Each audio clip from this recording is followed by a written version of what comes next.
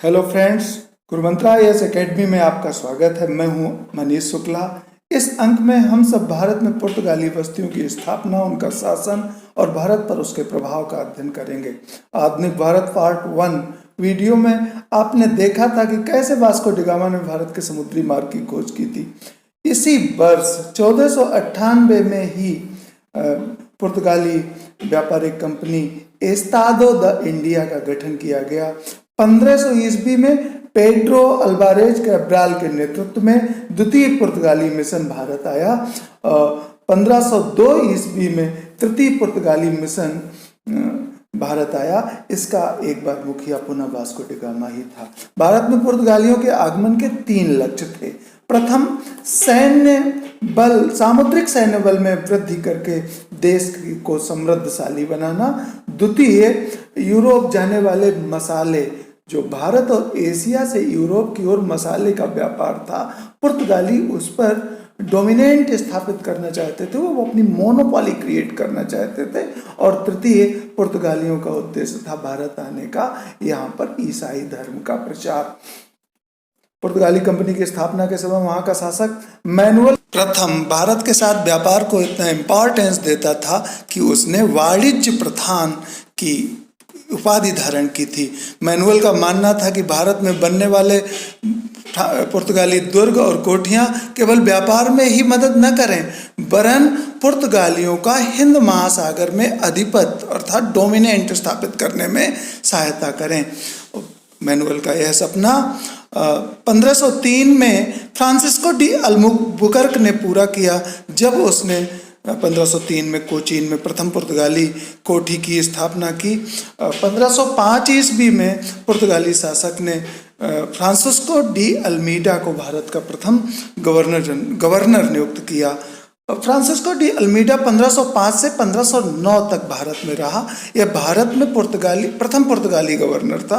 अपनी blue water policy के लिए प्रसिद्ध था। ब्लू वाटर पॉलिसी का अर्थ शांत जल की नीति है, अर्थात अल्मीडा युद्ध में निरर्थक किसी से उलझना नहीं चाहता था। किंतु यह स्मरणीय है कि अल्मीडा ने अपने टेन्योर के अंतिम वर्ष अर्थात 1509 में अपनी ब्लू वाटर पॉलिसी को छोड़कर तुर्की, मिस्र और गुजरात की संयुक्त सेनाओं को एक सामुद्रिक युद्ध में बुरी तरह से पराजित किया। इस युद्ध में अल्मीडा ने एशियाई शक्तियों पर यूरोपीय शक्ति की श्रेष्ठता को प्रमाणित किया। इसके साथ ही 1509 में उसने द्वीप पर भी अधिकार किया। भारत में पुर्तगाली गवर्नर के रूप में अल्मीडा का उत्तराधिकारी अल्फांसो डी अल्बुकर्क था। इसे भारत में पुर्तगाली साम्राज्य का वास्तविक संस्थापक कहा जाता है। अल्बुकर्क ने अपनी राजधानी कोचीन बनाई तथा 1510 में उसने बीजापुर के यूसुफ आदिल शाह को पराजित करके उससे गोवा छीन लिया, गोवा पर अधिकार कर लिया। इसके साथ ही अल्बुकर्क ने गोवा में सती प्रथा पर प्रतिबंध लगा दिया।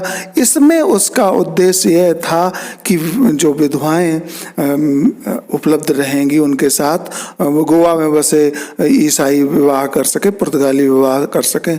अल्बुकर्क मुस्लिमों पर अत्याचार के लिए कुख्यात था।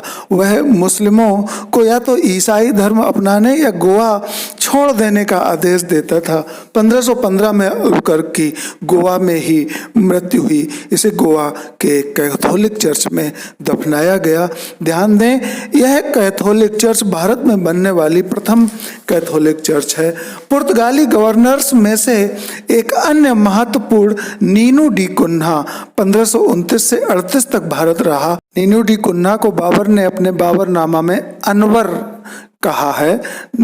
नीनू डी कुन्हा ने 1530 में कोचीन के स्थान पर गोवा को अपनी राजधानी बना। इसके बाद शीघ्र ही भारत में पुर्तगालियों के राज्य का पतन हो गया, जिसके कारण इस प्रकार प्रथम तुर्की द्वारा 1538 में अदन पर अधिकार।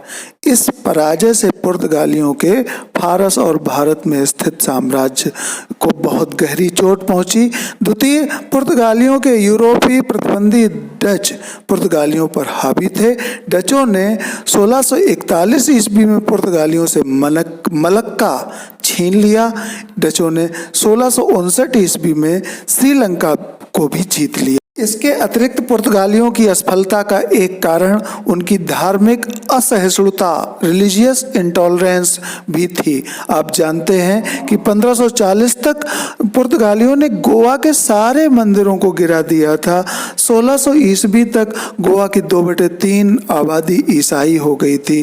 तो यहाँ के स्थानीय निवासियों ने पुर्तगालियों का सहयोग नहीं किया और उन्हें भारत से पलायन करना पड़ा। पुर्तगालियों के विषय में एक मनोरंजक कथन कहा जाता है कि जब पुर्तगाली भारत आए थे तो उनके एक हाथ में तलवार और दूसरे हाथ में धार्मिक पताका थी। भारत आकर उन्हें धन मिला, उन्होंने धार्मिक पताका रख दी, एक हाथ से धन बटोरना चालू किया। जब और अधिक धन मिला तो उन्होंने तलवार भी रख दी और दोनों हाथों से धन बटोरना चालू कर दिया। इसीलिए उन्हें यहाँ से भागने के लिए विवश होना पड़ा।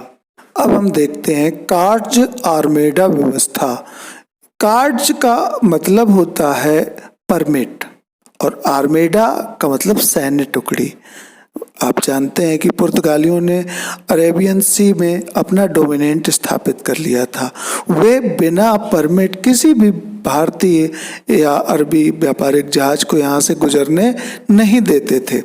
इसलिए उन्होंने यह व्यवस्था लागू की थी कि अरब सागर से होकर जो भी कोई जहाज निकलेगा उसे पुर्तगालियों द्वारा प्रदत्त कार्ज या परमिट लेना पड़ेगा, उसके बदले शुल्क देना पड़ेगा।